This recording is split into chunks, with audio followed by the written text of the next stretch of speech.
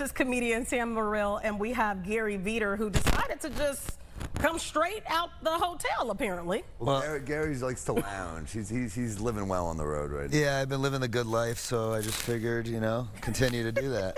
So you guys have the Eras Tour. It's happening tomorrow over at the Chicago Theater. Yeah. What can people expect to see? Because I know it is a good time. It's a good time, yeah. I mean, hopefully some of the National Guard will show up. I got to sell this out. Oh, here you go. Here you go.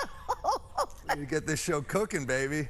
They may be downtown. You never know. People need a laugh. These are dark times we're living in, right? So many I saw the Charlie Kirk memorial. That was a tragic thing that happened, you know. And then I saw his wife say she forgave the guy who did that, and I was like, that's a stronger person than I am. I agree. I got bumped by a guy in the street the other day, and I was like, I hope he dies. Oh, no, Sam. He threw me off my lateral balance for 3 seconds. I was furious. You did not say that. I did. You know what else? I saw they were selling merch at that funeral. I've never seen merch at a funeral before. They're good business people. I've been to a few funerals. I've never been like, oh, cool T-shirts. Let me buy one. No. Well, I guess I go to mostly Jewish funerals, so they're like, they're not going to buy anything. They know. Oh my God. Do not get me fired today. No. And if you do, I'm your opener. Gary, what can we see from you? I saw that you have this podcast that your father was a con man, and when I saw it, I thought it was satire, but you just told me this is true. Yeah, my father was a con man, destroyed my family, but I am... Sorry, I wasn't supposed to laugh at that part. Yeah, no, it's not good, but, you know, things have changed, and they're kind of moving in the right direction, at least for me in my life. I get to open up for my best friend, and he takes good care of me, and he does it in an honest way. But no clothes. Well, you have nothing on under this robe. Yeah, and if you see under the robe, it's really nothing. It's tiny. But how would you know that, Sam? I don't know. We're on a tour bus. I don't know. Okay, got it. Tight quarters, so there's a no whole comment is how I know. Okay. No comment. Okay. What made you wear the robe today? The robe is a comfort thing. I am living the good life on the road. He takes me out. I enjoy myself when I'm out with him. I'm getting nice meals. He takes good care of me. I'm very happy to be his opener. And I don't ask for anything in return. Hardly anything. Hardly anything. Well, so you talked about, you know, it being dark times right now. Yeah. Oh boy, where are we going with this? This is just a little thing I have. I put this on every once in a while for Sam. This is the only thing I ask for in return. Occasionally, I ask him to be my gimp sex slave. Occasionally. Why would you do this here? Why? Occasionally. What does not that often. mean? An occasional gimp sex slave, Gary. Yes. Occasionally. It's just on occasion. Not often. I feel like we're going to go down a dark road. So I know the last time I saw an interview that you did on TV, on a news show. Yes. You were talking about Diddy. We're going to find out how much time he gets today. I'm excited. You're excited? Well, Diddy got his kids handcuffed. King and Justin, those are their names. I think he favors one of them. Yeah, it's true. I think if I ever have kids, I'm going to do that. I'll be like, these are my sons, Big Penis Legend and Ralph. Do we have to view any of this? Oh, okay. This is going to happen on the show. Is this part of the show? Is this part of what we're going to see? We're going to see a lot of wild antics at the Chicago Theater. It's going to be a big one. We're going to have a big show. Little Gary opens, and he's been killing lately. How did you guys meet? We met, you can take the mask off now. Please take it off. How did you guys meet? I had to wait for permission. Are you married? Yeah, she's very happy with me. Oh, okay. I'm shocked, but go ahead. How did you guys? We met at an open mic 20 years ago at the Maui Taco open mic, and Gary was having a rough set, but I saw the jokes, and I heard the jokes, and I knew he was good. And so this isn't the first time you guys have been on tour together. No, we've done a few before, but this is the biggest one. We have we have a great time on tour. It's always fun. Almost died in a plane crash together. That was fun. When was this? What happened? Oh my God! So this woman stole our seat on a flight to Rochester, tiny plane. And she grabs, we sit together in the flight always. She takes my seat, so I go, that's my seat. And she goes, she just said incorrect. And I was like, no, it's my seat. And she goes, no. Anyway, the plane then, she's sitting next to Gary, I had to sit in front. The plane is going down, like it's shaking to the point they're like, oh, we're gonna crash. They literally said that? The pilot was like, he didn't get on the mic because it was so serious. Yeah, but he was like trying to figure it out. And we were in this horrible situation. We fly a lot. For us to be scared is a lot. And then somehow, you know, Gary and I are locked into each other like we're so scared we're going to die. And then Gary goes, I hate that woman because she deprived us of our last 35 minutes on Earth together. We're going to die. And then right as we think we're about to die, she just goes, ah, like full-on panic attack. And Gary and I turned and laughed in her face. And that got her through it, I think. How long ago was this? couple years. Yeah, But just the idea that like, you know, like laughter saved us because we were laughing so hard at this woman's panic attack that we actually for a second forgot we were gonna die. Yeah. So that's how important laughter is. So that's why you should come to the show. Laughter, friendship, the whole thing. It's not a lot of, there aren't a lot of tickets to the show. Not a lot left. I think it's getting there. Yeah, I looked it up and I saw literally like maybe a handful of tickets where people can sit together. Since we're talking about people being together. Well, yeah, people should come together. You know, bring your husband. I assume a husband. Yes. Oh, okay. See. Well, that was. I mean, no, we live in different times. Anything is possible. Yes, But I know. You could be in a I'm throuple. married I to don't a know. man. Right. I'm married Bring to both your one husbands. person. There's a lot of weird stuff going on. Obviously, Not you with guys us. are part of it. Not with us. Well, you just said what he is in your life, so I don't want to repeat it. And you know what? But we're more than that. We're a good 1-2 punch on the road. Gary gets him up, he crushes. Then I go out there and I crush. They see a great show. That's why you should bring your husband. Okay. And if he's busy, just you come. You know. But but if he's not busy, you should bring him. It's gonna be fun. Yeah. Okay. You have an extra mask on the bus if you want one. Okay, perfect. I'll be the third person on the bus. So what is it about Chicago? Because It's you the best. come here. We were just saying, like, we're New Yorkers through and through. Yeah. But this is probably outside New York, maybe my favorite city. What is it? What is it about it? I mean, people like you're awesome. Like, the energy is good. The people, you know what it is? The weather's so bad in this city for most of the year that you have to have a good personality. That's true. Because in LA, you can tolerate a bad personality because the weather's, except for when it's on fire, I guess. But otherwise, the weather's good. Right. But then here, it's so bad. You're like, I'm not going to be freezing and hanging out with a dick, you know? Okay. I have to ask you this question. Are you filming for anything? You're looking like, who are all these people coming in here? Yeah, what is this? We're doing a science experiment. We're going to be doing some double dutch jumping. You should stick around for it. I and jump might. with us. Yeah. Do you know how to jump double dutch? Of course I do. I have Are you kidding me? no Double Dutch? I do it every day. no clue how to It's do part of my morning routine.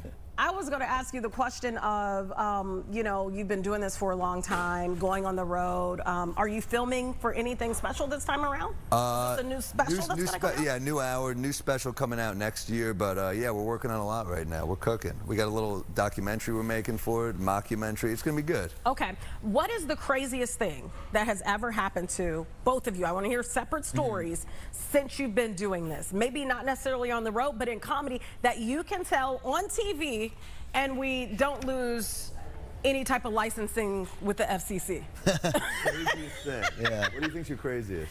My craziest, I mean, maybe just early on when I was blowing lines, I would be going on stage. Could you say that on TV? You could do that. Messing up the lines. Yeah, all right. Messing up the lines. I already said it. What did you say? Messing up the lines. No, Blowing lines. You know, the old snort and the. That I mean, went yes, right over my craziest. head. Yeah. I was thinking went right up his messing up. nose. Yeah, it went right on my nose. And I'd be performing, and then it would not be going well. But that was about it. But then I settled in, and now I'm like this, you know, depressed guy that you see in front of you. No, You don't he's seem doing good. depressed at all. I remember one time a guy spat on me on stage. That was rough. How long ago was this? This was a while ago. I was on stage.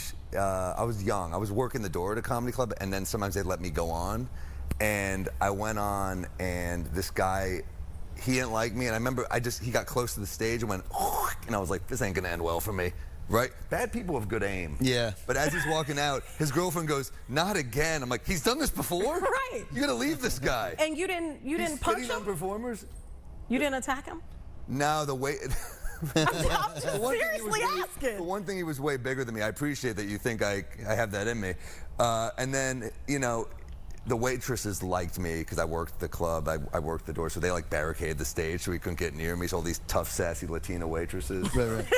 they had my back. You have a history of going on TV morning shows, and you make so many of the anchors that I've seen completely uncomfortable. They don't know what to I don't do know with what you're themselves. talking about. They don't know what to do with them. They don't know how to handle you. But you do. Well, you know, I'm built from a different class. You're built different. Yeah, built Takes a from a strong different weight woman class. Takes a strong woman to handle such a sassy guy. It's true. Let me ask you, is there a place that they are like, you cannot come back here? Has that ever many, happened? Yeah. Oh, yeah. Columbus, Ohio wouldn't let me on after I made up that the city had a huge human trafficking problem. You made it up on TV? Yeah, I just said that Columbus, Ohio is a huge human trafficking problem, and my publicist Is yelled this at true? me. Yeah, it's true. And they were furious that I kept it going the whole interview. And then my publicist was like, "I'm so mad at you. How could you do this? I'll never be able to get a client on that show again." And I said, "They won't remember." A month later, she pitched a different client. They're like, "Yeah, of course we'll have your client on, but we had a guy last month who was talking all about human trafficking." That's awful that happened. Okay. They won't remember. So that's one, Columbus, Ohio. That's one. Have you been back there since to perform? Utah too. Utah didn't like me either. What happened in Utah? And the Mormons, they go one way or the other. They either become like tatted up punk rock people with like piercings in all the wrong places, or they go further and they have like 5 wives. But the Mormon ladies are hot. Yeah, oh yeah. Oh my God. They are beautiful on those shows. I slept with some a of the woman reality there. shows. She had 6 kids. Yeah. That was the lowest number I could find. 6. I cannot. Okay, what other place? That's 2. Utah. Where else am I banned from? We got a few. Yeah, you got a few. Pittsburgh. Pittsburgh? You can't go on TV in Pittsburgh? Yeah, Well, probably one station. They were really, yeah, the main one, Pittsburgh Today Live. What happened? They just kept asking me really boring questions, so I just kept giving worse and worse answers. And at one point, they just kind of froze, and they were like, "So have you always been funny?" And I said, "No, but when I was young, my uncle was funny, and he." Oh, I already heard this. Yeah. I already heard this. And I remember afterwards, I was like, "That was a pretty funny moment." So I said to the producer, I said, "Hey, can I get that clip?" And he goes, "Get out." And really I kicked was you like, out? "So no?" Yeah, he kicked me out. Yeah. Some of these morning shows, you're cool, so we can have fun, but then some of them, it's almost like a bank robbery. I have to have an Uber downstairs waiting for me to get out. You gotta get out of So there. I'm like, just move. I feel like Indiana Jones and Raiders of the Lost Ark, where they're all chasing with a plane. I'm like, start the car, you know? I do understand. What made you start doing that when you go? I mean, you're being yourself. Well, because, and they know that. They should know that, right? That you're being yourself. yeah, and also, like, you're so fun, but some morning shows are stiff, and they don't. But it's just as fun when the person does roll with it. That's the thing. Is like, but then when they don't roll with it, it can either be good or. One time, Gary dressed as the Gimp on Alabama TV. Okay. And it was. We were looking around like this might not end well for us. A lot of flannel dudes, a lot of dudes who looked like they killed Jake Gyllenhaal in Brokeback. That was the look. Oh, you know? my goodness. And we were like, oh, this Gimp thing might not work out well for us. And then we did it. And they were so mad. The woman after the segment looked at Gary and she goes, "You're married with kids?" And Gary goes, "Yeah." She goes, She couldn't believe it? She said, "You should be ashamed of yourself." Yeah. And I was like, his wife encourages it. She thinks it's funny. She was okay with it. Yeah, she's a big fan. She's a big fan of Sam. Well, how does your wife feel? You're on tour.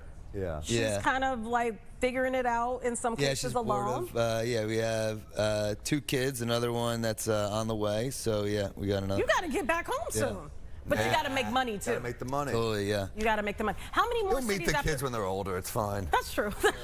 That's true. How many more shows after Chicago? Have you lost count?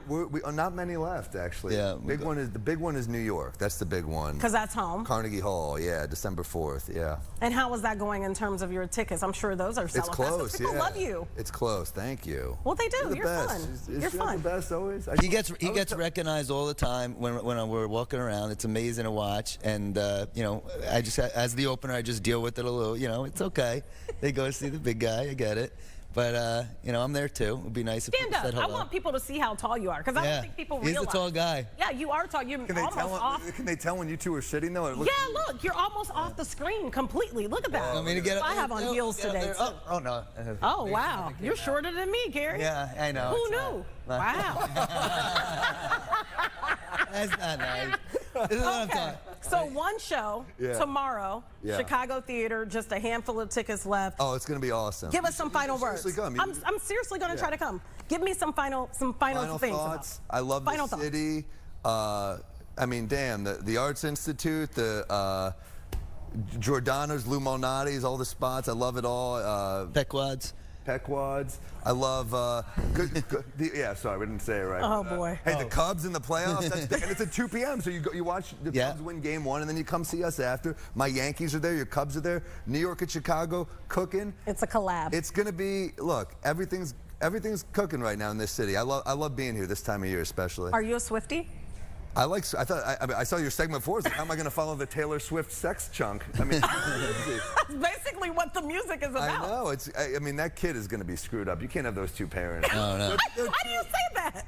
Oh, I don't know. I mean, they're just so famous. Like, did it work out well for Frank Sinatra Jr.? It's tough. Yeah, no, you're right. It is tough. I wish the kid the best. I'm not saying that, but also like maybe she's such a hard worker. I could see her touring while pregnant, and she's not that great a dancer. Is it really going to mess the show up that much?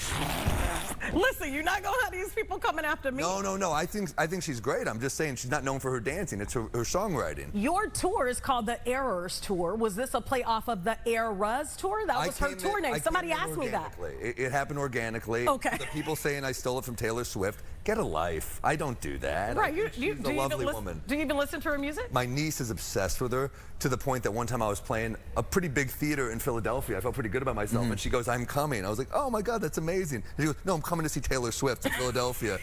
And I was like, "Oh, okay." And forgot all about. Oh yeah. All it's about better the she uncle. Doesn't see my show. She's too young. Yeah, it's not for kids. Yeah, Taylor Swift doesn't have as many abortion jokes as I do. Okay. All right. And with that, it's always a pleasure to have you here.